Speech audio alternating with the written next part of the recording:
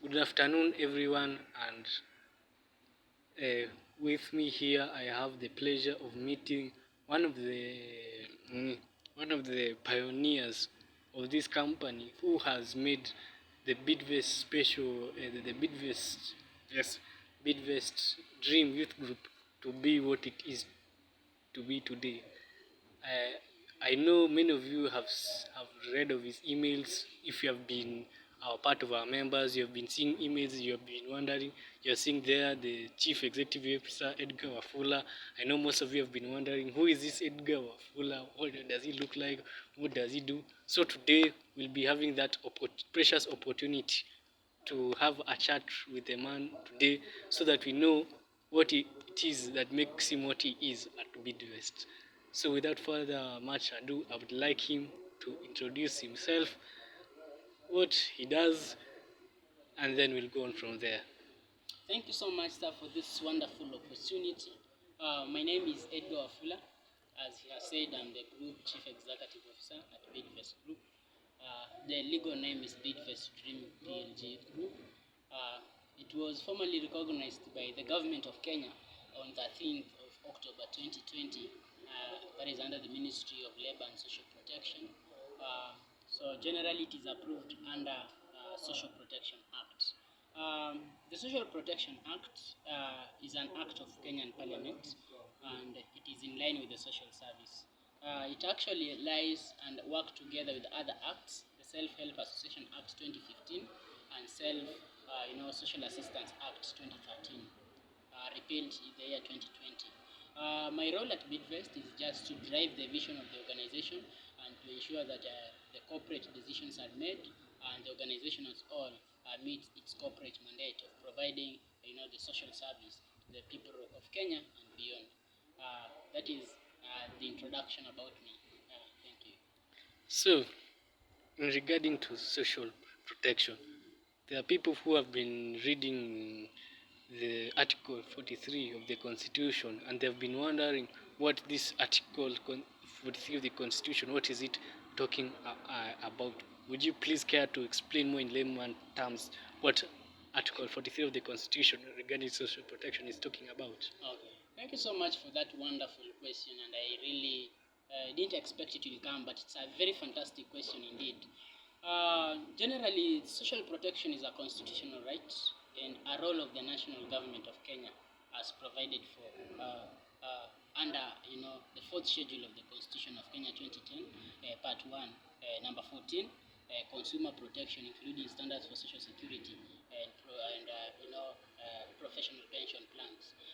Social protection, as I've said, is a constitutional right, and under Article 43(3) of the Constitution of Kenya, it is the obligation of the state to provide appropriate social security to persons who cannot support themselves and their dependents. That implies the social protection in its totality, the social assistance, which includes cash transfer programs, Inua Jamii programs, and these old and marginalized groups support systems, and also health insurance. So social protection is a wide term, but as defined by ILO, that is International Labour Organization, simply means policies, including legislative measures put in place to reduce and mitigate, unemployment, risks, shocks, and distresses. That is the broad term about the social protection. So, it is believed that the Bidvest Dream Youth Group is also a girls' rights organization.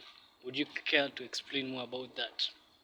Well, I'll allude to, the United Nations Deputy Secretary General, Lois Frichet, during her speech on the 26th February 2006.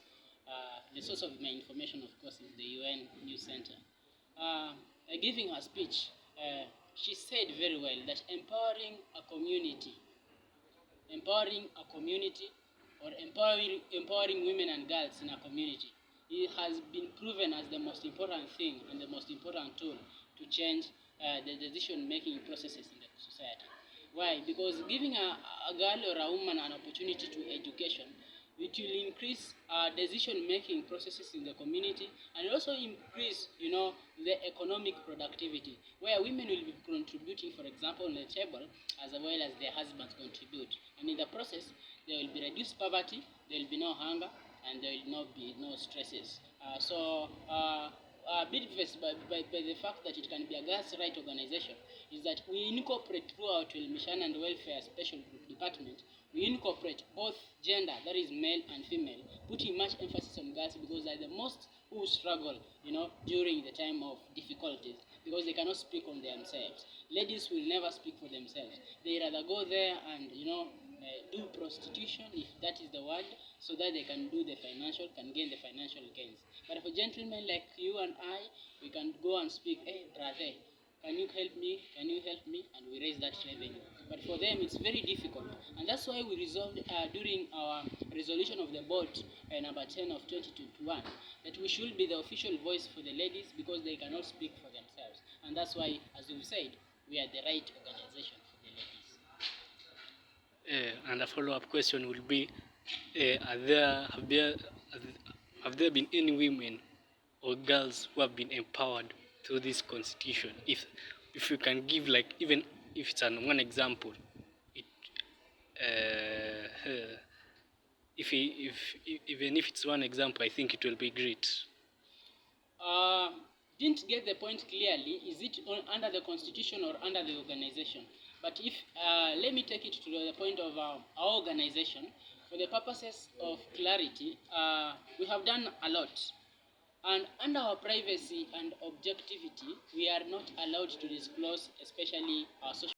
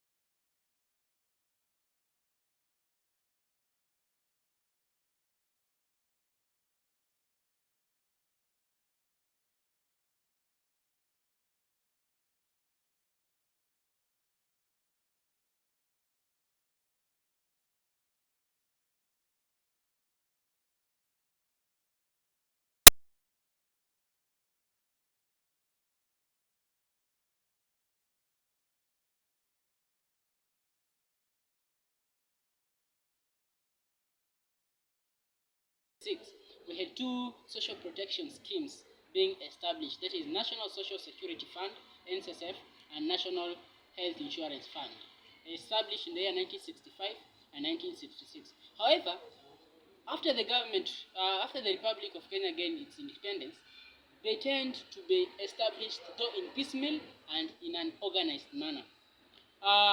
Based on the Lusaka and Livingstone declarations, that is the United African Union meeting that was held in the Livingstone, Zambia, in the year 2006, the governments, including the Kenyan government, established a strategy and a consultative process meetings involving government ministries and state act organizations, including private sectors, to establish a national social protection framework, which included providing such schemes as Uwezo Fund. Uwezo Fund is actually a state corporation, currently in the Ministry of SMEs and Cooperatives.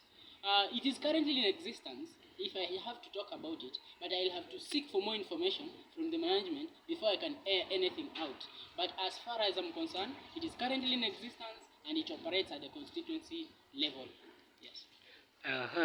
It is also said that during your tenure as you were coming up with Bidvest, you are well known as a social volunteer. Could you explain more about how you got this name, the social volunteer? I still have the name. Even if you check my suffix, whenever any of my signatures appear, you'll see the social volunteer. My story draws back to my high school journey. So amazing. I had a very fantastic high school. Guess what? Mr Edgar Center School. That is where my journey started. Well, it was in the year 2016 when I first got an opportunity to go and do a voluntary service scheme. My first voluntary service scheme was established and was given unto me at the National Assembly of Kenya, that is the Parliament. It was my first time to visit the Parliament buildings, and just to inform you, I was from a country, now I'm in high school, I'm visiting Parliament. So you see that kind of, you want to be, you are curious, you want to learn more, you are not settled. So from there, and based on the roots that Starehe was founded to provide community service, that's how I started finding my channels in the community and forging my social service career. So from there, I started engaging more of community services. I did more, including the Kenyatta National Hospital, which is also a state corporation. I also did at Kenyatta International Convention Center, that is KICC, which is a state corporation, as well as Pumwani Maternity, which is a referral and provisional hospital. So the name social volunteer has been in existence since 2016, back in my high school journey, when I used to volunteer to the government enterprises, including hospitals. And that has really driven me to the social service industry. So I love being social, at the same time being volunteer. So the combination of the two names gave me the social volunteer. I'm able to volunteer whatever tasks without any pay. That is all about the social volunteer that I am known of. Okay.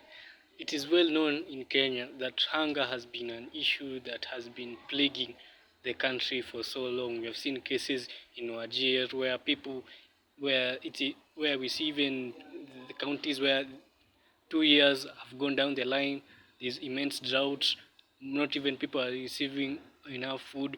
We also have the issue of food shortage in Kenya, and also we have the issue of the prices of food going high. So how does Bidvest look to solve all these problems? At Bidvest, we are really aspiring our global reach. That is actually envisioned in our charter. United Nations Sustainable Development Goals were adopted in the year 2015. And SDG number 1 says no hunger, no poverty.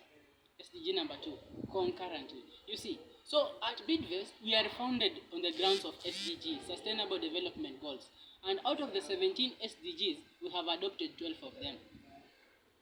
So out of the 17 SDGs, which were adopted by United Nations General Assembly, United Nations, that is the Sustainable Development Goals, we have adopted 12. That means we have only left 5, which are beyond our operationalization and legal framework. The reason as to why we have not adopted the 5 and we have only adopted 12, the Social Protection Act does not go beyond the other 5. But the 12, it is within the social protection scheme. And that's actually one evidence that the social protection itself is a broad term. So the 5, which includes political associations, Bidvest is not allowed on the political associations, as that one is under the mandate of the registrar of political parties. We will have breached the terms of service if we go for the political associations. Well, about the 12 that we have integrated, the first 2 talk about no hunger, no poverty. At our own reach and based on the finances and the resources that we have, we are trying as much as possible within our reach, our precinct and our territorial jurisdiction that we venture and we forge forward to ensure that that person that we reach up to, we can either support or be supported. But our role is to ensure that no hunger, no poverty, SDG number 1, SDG number 2 are implemented by Bidvest. That one can also be found at our website, bidvestdream.com. There are people who are wondering whether this Bidvest, whether it's like how can I describe it? Whether it's like kama if you could allow me to use a bit of sheng, yes. Kama ni ukweli ama if something that is fake. because there are obviously there are those people who have this idea. They are questioning whether this Bidvest institution, whether it's something that is real, it's something that can be trusted, something that it is working. How can you help, like, quench those doubts for those who are doubting this institution? Doubts are everywhere. Doubts are everywhere, and I want to bring this one out. And I want to go back before even I go to Bidvest, because Bidvest got its authority from the government of Kenya. What is Kenya? And what is now Kenya is a name, but it is a state.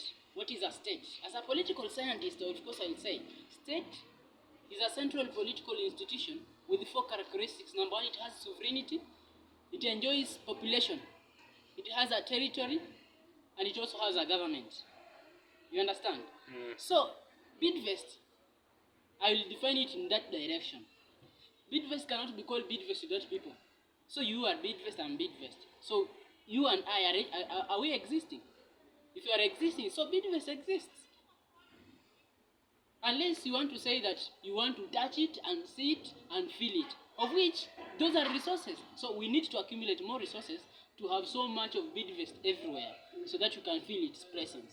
But Bidvest exists because you and I came up in an association form and we made it to become Bidvest. So Bidvest exists because it includes people.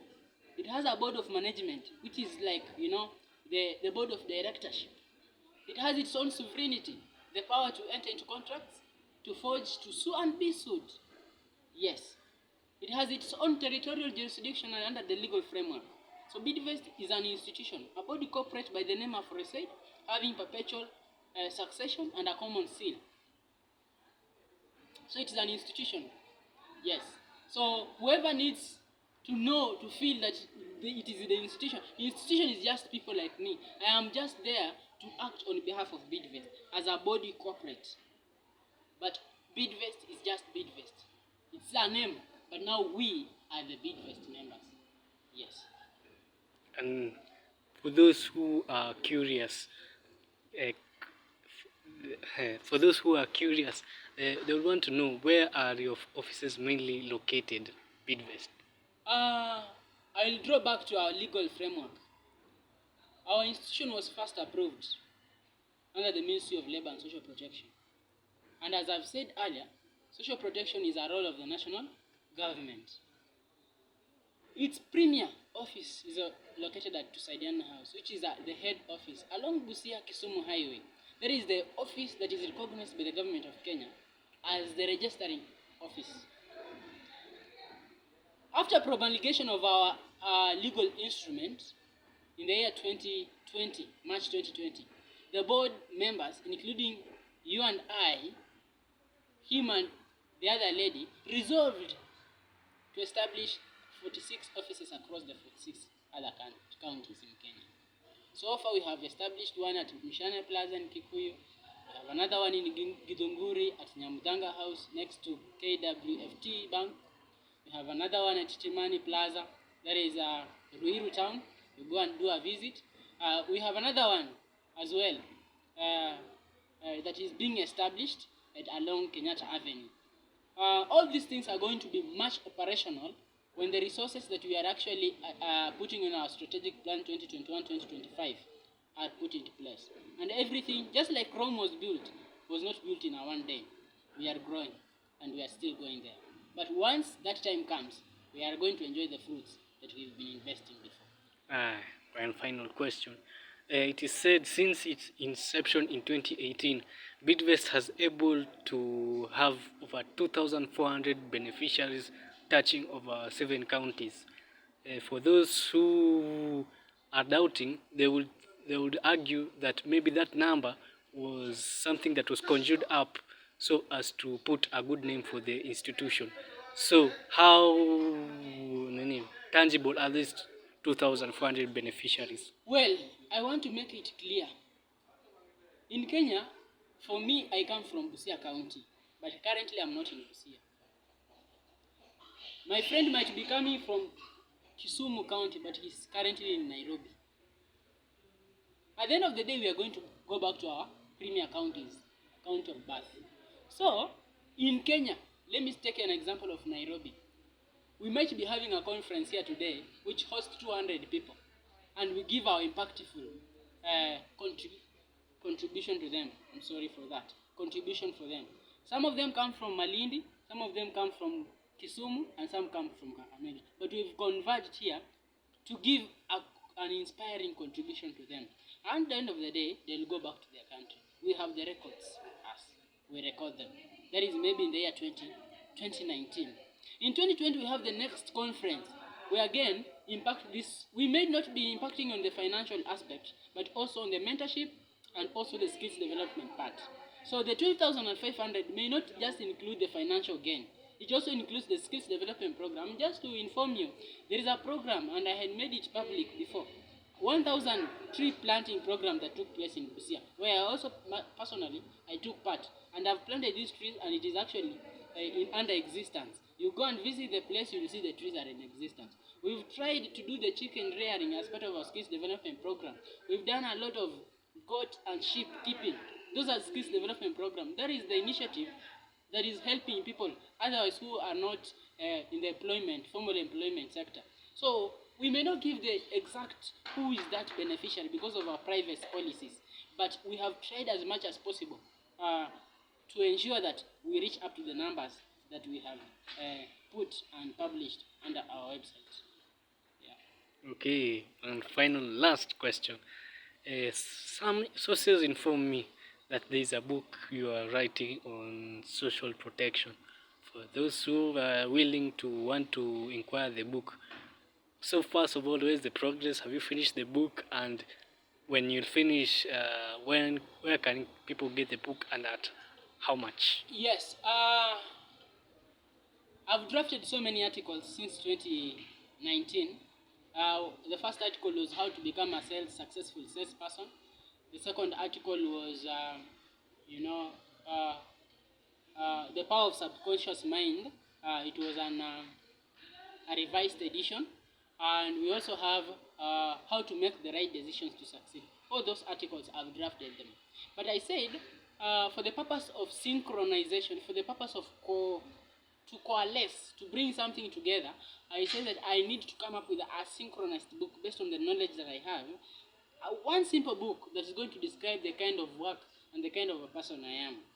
And having done a lot of consultation, including from my mentors, from my mentees, including from my peers, including from my colleagues, and also my elders, I say that based on what I do, I'm going to draft a book known as Social Security in Africa, Case Studies of Kenya and Togo. The book is going to be, I will be finishing making the manuscript out by the course of this month, and by the beginning of August, the book will be under publishing. So hopefully by September, the book will be officially launched, and the price will be determined later. But the books will be available to so many outlets, including bookshops, book centers, and also libraries. And some will also be available online on the website. So I'll make that information later, especially during the launching of the book. Yeah. Thank you very much, sir, for your time, and I hope to see you soon. Thank you so much.